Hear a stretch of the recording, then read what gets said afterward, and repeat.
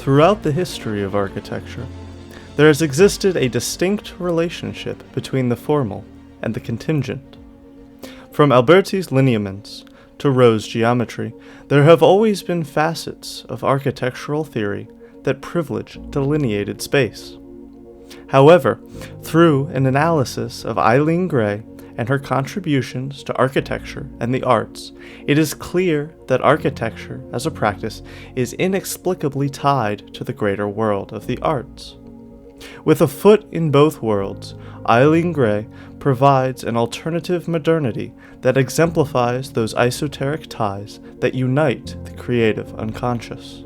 Despite having only 2 surviving architectural works in the form of E1027 and Tempe Apaya, Grey's work lives on through her extensive development of other areas of the arts.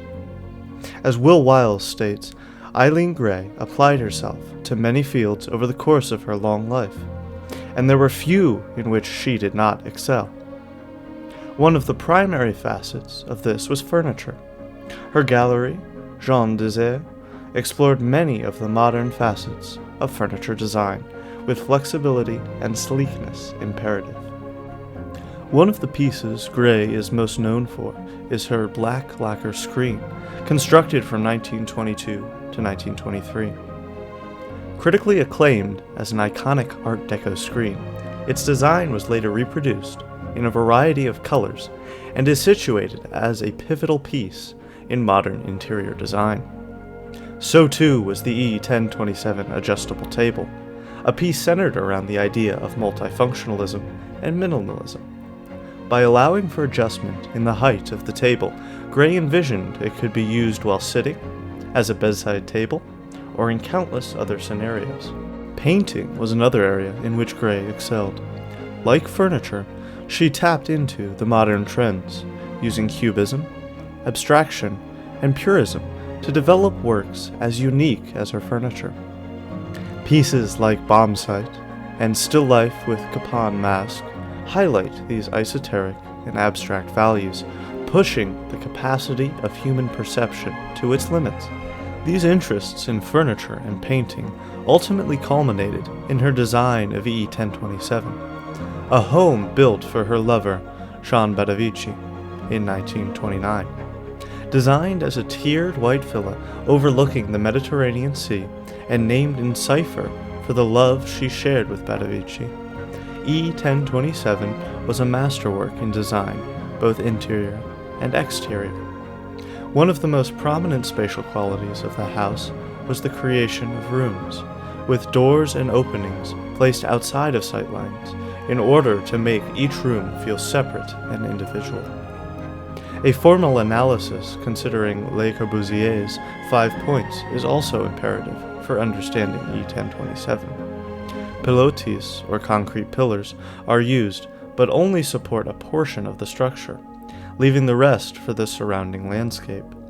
This, in turn, impacts the free plan, which is transformed into a free ceiling, where the interaction between walls and ceiling is privileged to that between the walls and floor. Horizontal window systems are used specifically in the south facade and include shutters so as to increase the occupant's control over light. Free facade provides the biggest difference between Corbusier and Grey, as Grey argued that facade and plan should be harmonious, not discordant. Finally, an accessible roof garden is replaced with a unifying interaction with the surrounding landscape. Autonomous formalists such as Colin Rowe tend to look to the discipline of architecture as something that exists outside the bounds of the greater social context. However, this is simply not true. A better understanding of architecture is implicit in a better understanding of the world, and in particular, the greater world of the arts.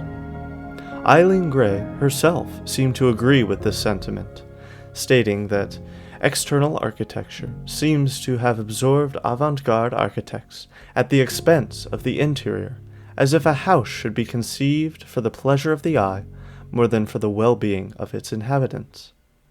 As someone that exists outside of the autonomous formalism that constituted much of modern architectural thought, it is imperative that Eileen Grey's alternative modernity be explored. Some critics point to formal qualities as most important in E1027. Historian Peter Adam focuses on spatial qualities, especially the interaction between interior and exterior space. Bruzon and McClendon analyze ways in which the geometries of land and building coincide. However, it is not through formal analysis that E1027 is best perceived. Despite clear formal language, there exists a layer of meaning beyond the explicit architecture.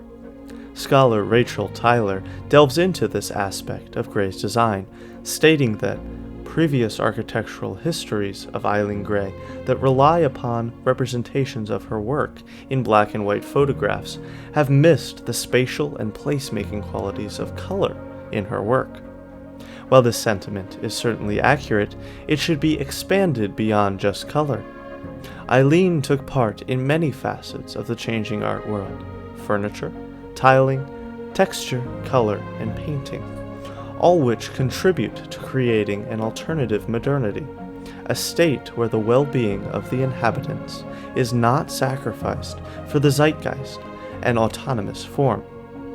Jean Willette speaks to this, stating that E1027 exists apart from the work of the Bauhaus with respect to comfort, something imperative to consider if a house is meant to be occupied. Unfortunately, Grey's work is not well known today, and it is fortunate that it is known at all. As Rachel Tyler states, Grey did not articulate her knowledge in conventional written manifestos as did many of her male peers. We can glean only a small amount of knowledge from Grey's personal theories and questioning from the few articles written jointly with Jean Badavici, and from her personal correspondence. Furthermore, the criminalization of ornament, ushered in by Adolf Loos, resulted in a degradation of E1027 in the 1960s. By covering up the painting and color of the space, its perception was irrevocably changed from a nuanced perspective permeating with multidisciplinary achievement to a whitewashed space of autonomous formalism. Luckily, efforts have been made in recent years to restore E1027 to its former glory, and the house recently reopened to the public in June of 2021. Included is a restoration of Grey's original furniture and painting, an aspect which arguably depicts a more vivid story than the structure itself. By engaging in multidisciplinary design, Grey created a masterwork. More than structure, more than architecture, more than can be captured within a single discipline or perspective. Grey's work speaks to the changing times of architecture and the entire art world.